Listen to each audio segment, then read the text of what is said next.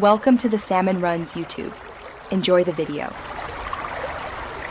You begin by picking an internet plan and confirming hardware compatibility. This saves back-and-forth delays. Once chosen, unpack your modem and router and place them centrally, elevated, and away from interference so signal spreads evenly. Make the first call or use the ISP portal to activate service. Provide MAC and account info when prompted.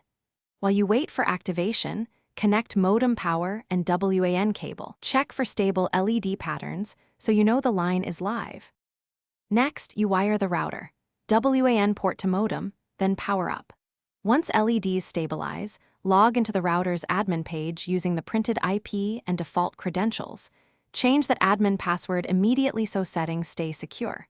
Create a clear SSID and a strong passphrase, and select WPA2 or WPA3 encryption for best compatibility and security. While you're in the interface, check for firmware updates and apply them. Updated firmware fixes bugs and improves stability, which reduces future dropouts. To finish, connect a laptop or phone, run a speed test, and confirm download/upload match your plan with an expected variance.